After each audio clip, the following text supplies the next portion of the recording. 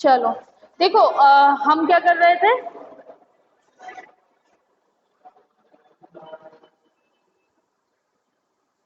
सरका 900 to 1200। कल हमने क्या करा था? पालाज। आज क्या करेंगे? गुर्जर प्रतिहारा।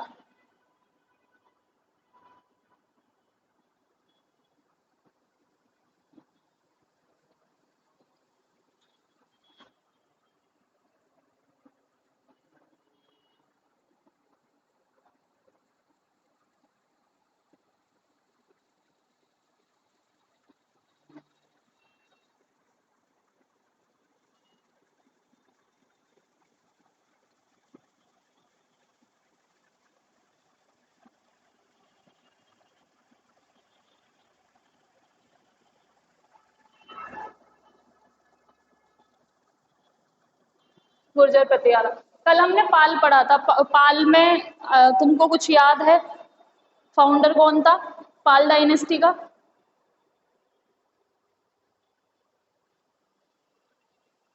बताओ। गोपाला। पाल डायनेस्टी के थे गोपाला।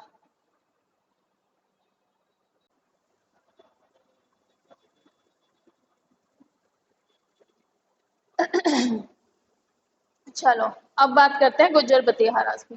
तो गुर्जर प्रतिहारा का मैंने बेटा बताया ही था तुमको कि इनका राज्य कहाँ था? ये राजस्थान और थोड़ा सा मालवा वाला एरिया जो था, ये यहाँ पर थे गुर्जर प्रतिहारा। तुमने एक राजा का नाम सुना होगा, और वो राजा जो हैं वो बहुत फेमस थे, ठीक है। और पाल कहाँ पर थे? यहाँ। कौन सा एरिया था ये बेटा? बंगाल, बिहार और उड़ीसा, आसाम का जो एरिया है प्रेजेंट का हमारा, यहाँ पर पाल वंश था।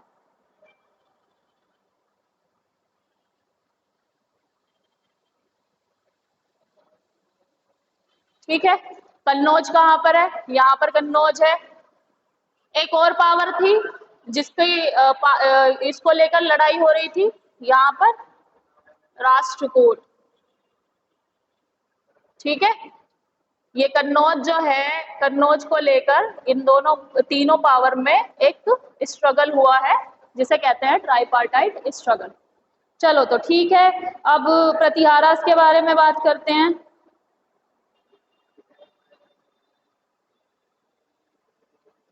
तो प्रतिहारा जो थे स्टूडेंट, वो बेसिकली जिनको आप कहते हैं जाट्स, ठीक है।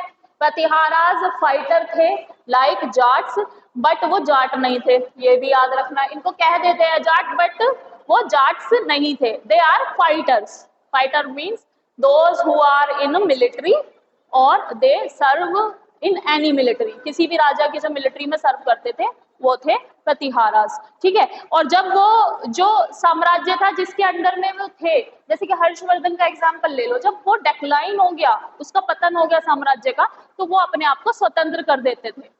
स्वतंत्र मतलब इंडिपेंडेंट, भाई अब हम अपनी जगह के खुद के राजा हैं, ठीक है। तो उन्होंने अपने आप को इंडिपेंडेंट कर दिया। तो बेसिकली अगर हम प्रतिहारास की बात करें तो ये बेटा पास्टोरलिस्ट थे। पास्टोरलिस्ट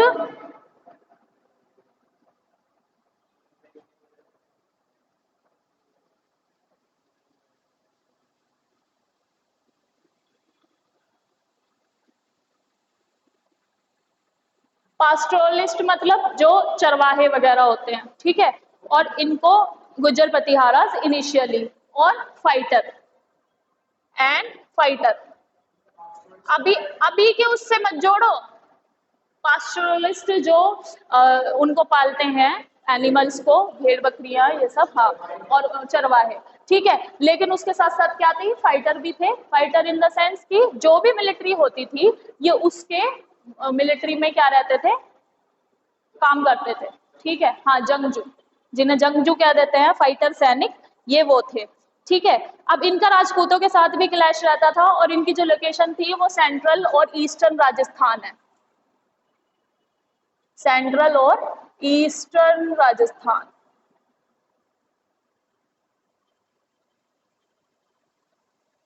अगर इसके हम बेटा फाउंडर की बात करें तो फाउंडर तो देखो इसका है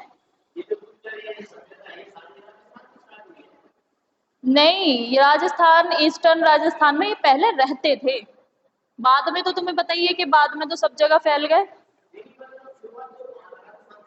हाँ मतलब इसी एरिया से हुई थी, यहीं पर रहते थे पहले, फिर बाद में, लेकिन अभी भी तुम देखोगे तो बेटा जो डोमिनेंट जगह है वो यही रीजन है। अगर तुम इसकी बात करो किसकी, अब प्रेजेंट में हमारा हरियाणा है, यहाँ हमारा कौन सा है, यूपी का कुछ पार्ट है, उत्तर प्रदेश का नोएडा वगैरह, तो ये इसी एरिया में ही तो है अभी भी। गुज्जर पतिहारास जो है ये अभी भी इसी एरिया में ही, ठीक है। तो इनिशियली यही थे पास्टोरलिस्ट और फाइटर थे। पास्टोरलिस्ट थोड़ा अच्छा वर्ड लगता है, चरवाहा कहना सही नहीं लगता, ठीक है, ऐसे नहीं बोलते किसी को, क्योंकि वो स्टार्टिंग में कह रहा था किसी का काम होता है ना वो उसी काम से जाना जाता है, वो स्टार्टिंग में पास्टोरलिस्ट है, क्योंकि बेटा यहाँ पर तुम्हें पता है एग्रीकल्चर तो हो नहीं सकता। कैसा क्लाइमेट है यहाँ का, ह्यूमिड है, गर्मी है, एग्रीकल्चर तो बहुत कम होता है यहाँ पे, तो क्या हो सकता है, ज्यादातर पालन पोषण जो होता है इनको ही पाल सकते हैं, जो भेड़ बकरियां है इनको ही पाला जाता है, ठीक है, फूड की नीड के लिए और दूध वगैरह के लिए, ठीक है। तो ये याद रखना। अब इसमें जो मेन जो सीट ऑफ पावर थी इसकी उज्जैनी थी, सीट ऑफ पावर क्या थी, उज्जैनी। और तुमने उन राजा का नाम सुना होगा जो इसके बहुत फेमस राजा हैं, भोज राजा का नाम सुना है कभी, राजा भोज का नाम सुना है, कहाँ राजा भोज कहाँ गंगा तेली, है ना, सुना होगा, ये बात सच है। उज्जैनी इनकी सीट ऑफ पावर थी, और बेटा इनके जो मोस्ट इंपॉर्टेंट रूलर थे वो थे राजा भोज। राजा भोज जिनको फेमसली मिहिर भोज भी कहते थे, मिहिर भोज, ठीक है। इनके जो फेमस रूलर थे उनका नाम था राजा भोज या मिहिर भोज, और मिहिर भोज ने कन्नौज, इस कन्नौज पे इसको अपना कर लिया था, यहाँ के पाल वंश के देवपाल को हराकर, यहाँ के देवपाल को हराकर इन्होंने कन्नौज कब्जे में कर लिया था अपने राज्य में। कौन से सन में, सन 836 के आसपास ये रहे हैं, 836 एडी में, ठीक है। तो मिहिर भोज इनके बहुत इंपॉर्टेंट रूलर थे, और इनके बारे में बेटा कहा जाता है कि गुज्जर प्रतिहारास की जो आर्मी थी ये वर्ल्ड में बेस्ट आर्मी थी, बेस्ट इंडिया में बेस्ट आर्मी थी, बेस्ट आर्मी इन इंडिया। और ये बात किसने कही है कि बेस्ट आर्मी इन इंडिया थी, यहाँ पे बेटा अलग कुछ कंट्रीज के ट्रेवल्स भी आए थे, उन ट्रेवल्स ने बताया है कि यहाँ पर जो इनकी आर्मी थी ये बेस्ट आर्मी थी। उनका नाम ऐसे ही याद था, फरिश्ता या कुछ ऐसे ही ट्रेवलर नाम था उनका,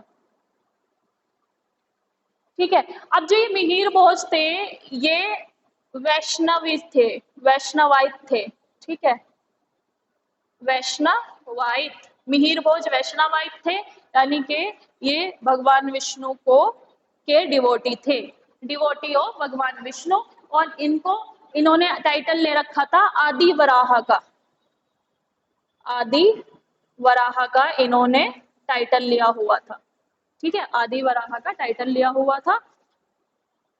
क्योंकि बेटा परमार डायनेस्टी में जो उज्जैन में यहाँ पे एक बेटा डायनेस्टी थी परमार, तो परमार डायनेस्टी में भी एक भोज राजा थे, तो उनसे अपने आप को अलग करने के लिए कि भाई उन राजा का नाम भी भोज था, मेरा भी भोज है, तो उसको डिफरेंशिएट करने के लिए इन्होंने नाम अपना लिया था मिहिर भोज, ठीक है। तो इनका नाम क्या था, मिहिर भोज। और इनके टाइम में अल मसूदी आए हैं बगदाद से, जो अल मसूदी ट्रैवलर था इन बगदाद, अल मसूदी, ये बेटा ज्योग्राफर है अल मसूदी, ये ट्रैवलर था, इंडिया आया था ये अराउंड 915 से 916 में, 916 में। और इन्होंने कहा था, गुज्जर प्रतिहारास के उसमें ही आए थे ये वंश में, तो इन्होंने कहा था कि great empire in India, India में जो गुज्जर प्रतिहारा का एम्पायर है इसे इन्होंने कहा था ग्रेट एम्पायर इन इंडिया, तो ये भी क्वेश्चन आ जाता है कि अल मसूदी किसके राज्य में भारत आया था, तो वो गुज्जर प्रतिहाराज का रूल चल रहा था उस समय भारत आया था। कहाँ से आया था और अल मसूदी? बगदाद से। बगदाद बेटा अब प्रेजेंट में ही सीरिया में है।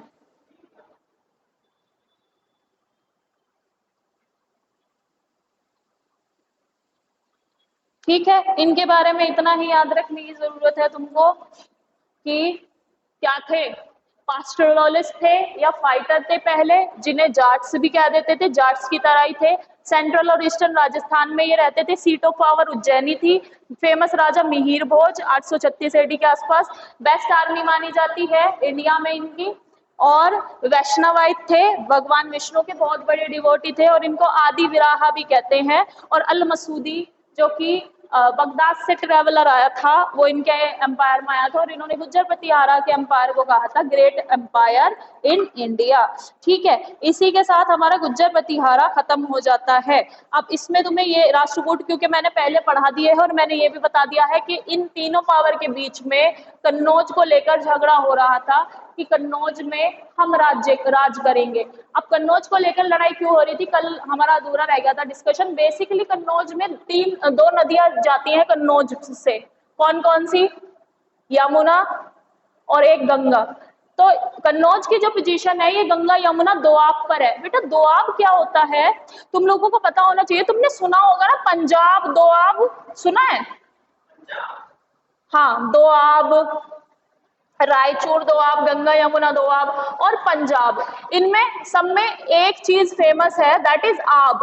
आब का मतलब क्या होता है? ये जो आब है इसका मतलब क्या है पता है तुम्हें? आब मीन्स होता है पानी।